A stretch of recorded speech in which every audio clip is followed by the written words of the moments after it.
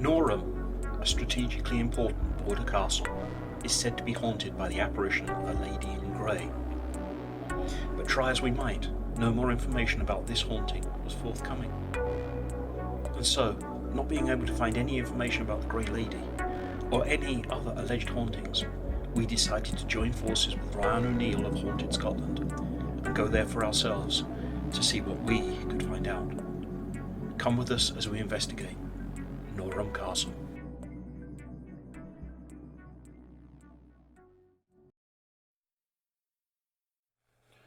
Norham Castle in Northumberland commands a vital ford across the River Tweed, and because of its strategic importance, it is one of the strongest of the border castles.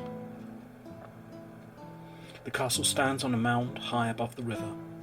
The north side is protected by a steep slope.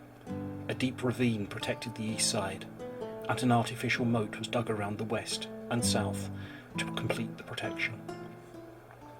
The main entrance to the castle was through the outer ward via the strongly fortified West Gate, also known as Marmion's Gate. There was an additional gate to the south of the outer ward known as Sheep Gate. Once across the outer ward, and a moat with a drawbridge, the inner ward was entered through a fortified gate on the west side. The drawbridge has now been replaced by a wooden bridge.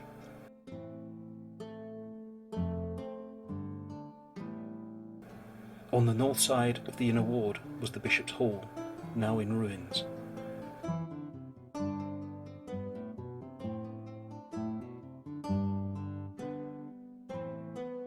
And on the east side stands the keep, built by Hugh de Puiset, towering 88 feet high.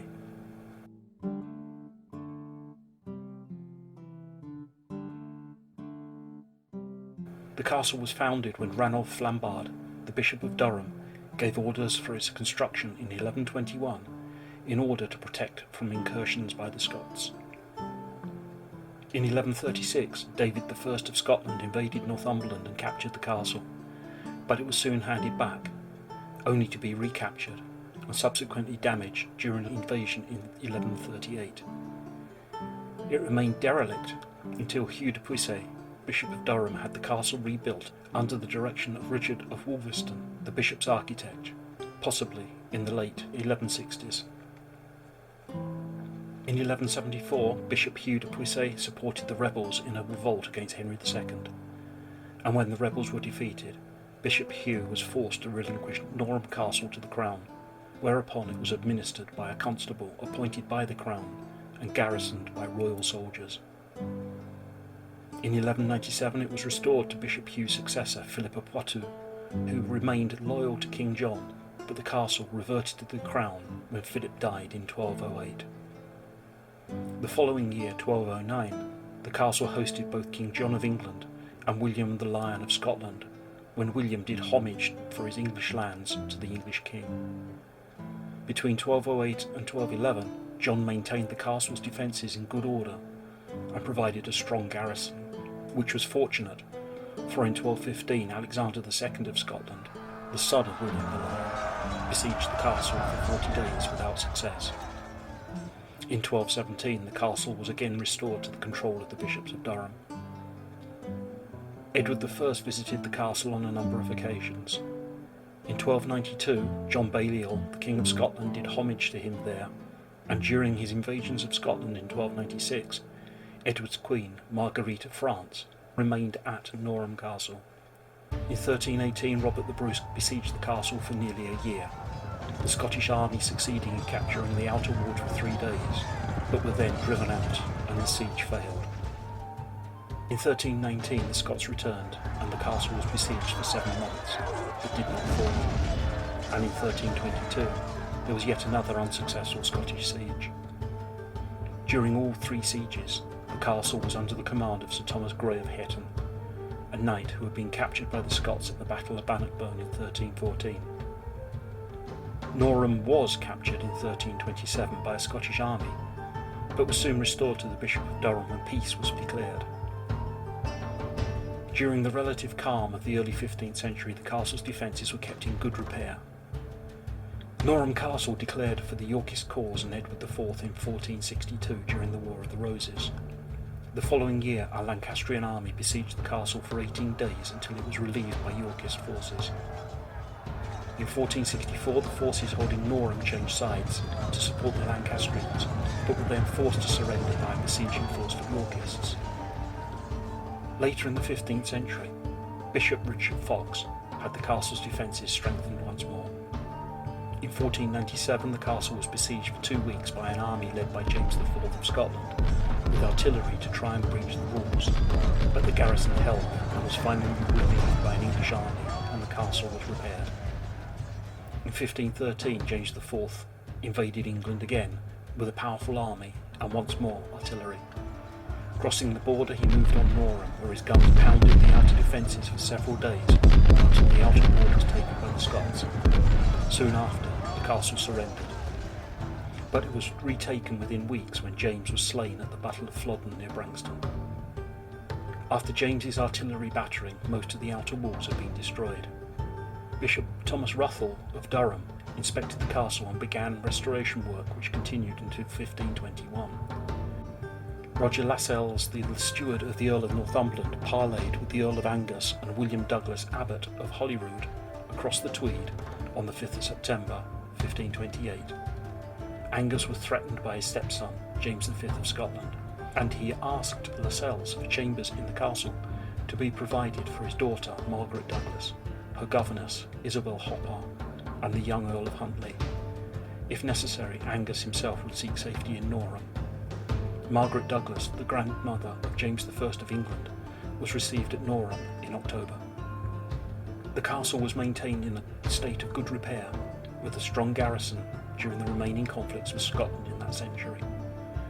Bishop Tunstall carried out repairs in 1554, but with an extended state of peace between the two countries, the garrison was reduced and the defences allowed to deteriorate.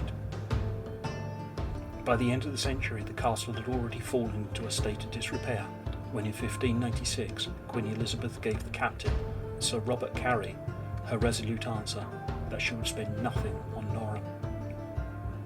The castle and manor were given to George Home, 1st Earl of Dunbar, by James VI of Scotland on his succession to the throne of England, whereupon the castle was left to fall into ruin.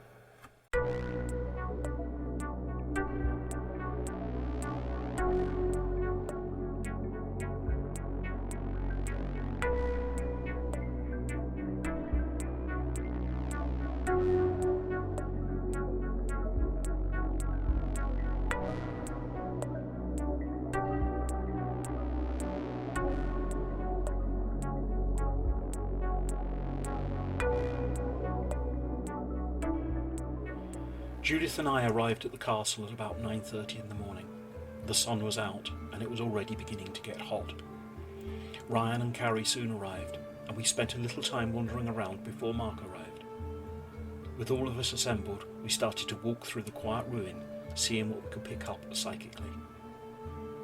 The area where we were standing when Mark arrived was just outside the keep in the courtyard. Here there were two women, the first with long dark hair in a deep blue dress, and the other a blonde with a red dress. Her hair, which was braided, had a gold mesh covering this, with a golden circlet above that. Both women had chatelaines around the waist, and were in a style of what I would estimate to be of the 14th century. There was much bustling around us, and these women seemed busy ensuring that all arrangements were perfect for what both Mark and I thought was perhaps a royal visit to the castle. There were stalls in the courtyard loaded with produce, cheeses, bread and apples, and there were barrels, although whether of wine or beer I couldn't say. The women were checking everything and issuing orders to servants, who were running around, fetching and carrying. Moving from the courtyard and into the half-covered undercroft, where it was cooler, we all felt that there was a definite presence around. It was here that Mark made a strong connection with a blonde-haired woman whose name he believed was Matilda, and he experienced a moment of extreme sadness that made him tearful and somewhat overcome. This was interesting, as just before Mark announced what he was feeling, Carrie had experienced the same thing. With this in mind, we made firm plans to try the spirit box in this area. From the undercroft we made our way to the stairs and started climbing up to the first floor. It was on the stair, about halfway up, that I made contact with a presence that was probably male and very aggressive, who clearly didn't like us being there. However, pushing past this chap, we climbed up and exited through the door and walked onto the surviving part of the first floor. There was a man with cropped, ragged and none too clean black hair. He was of stocky build with a black beard, which was close cropped, and he had dark eyes. He wore a dark-coloured leather tunic with what seemed to be studs or plates on it. He didn't seem too happy that we were there. Mark saw a man wearing armour who was showing himself clubbing me from behind with what seemed like a lump of wood. Walking over to the rail that allowed a view over the courtyard, I saw the wall nearest to the Tweed, as it was, unruined, and with men in surcoats or livery fighting desperately along the top. Ladders were pitched against the outside, and men in ragged costumes were swarming over the wall. There were also distinct images of ragged men running amok and taking anything that wasn't firmly fastened. Even things of no value were being carried off as prizes. Whilst up on this floor I turned, and saw out of the corner of my eye a female form in the alcove next to the stair. Although she vanished quickly, I managed to make spirit contact with the dishevelled, dirty teenager, who was hiding and peering at us, hugging the wall in fear of us. Eventually, through many attempts, I received the story from her that she had been raped many times, and then, when they had tired of her, had cut her throat. After I received this information, she tended to follow us around the keep and into the EVP sessions, but always staying out of the way. I hope that in some small way we have helped her. Whilst on the first floor, but slightly later, I looked down into the exposed part of the undercroft mentioned above, and there were heaps of bodies of men in surcoats, possibly slaughtered, just piled up there. Before descending the stairs once more, a large body of surcoated men marched into what seemed like a deserted castle and formed up in the courtyard before simply vanishing.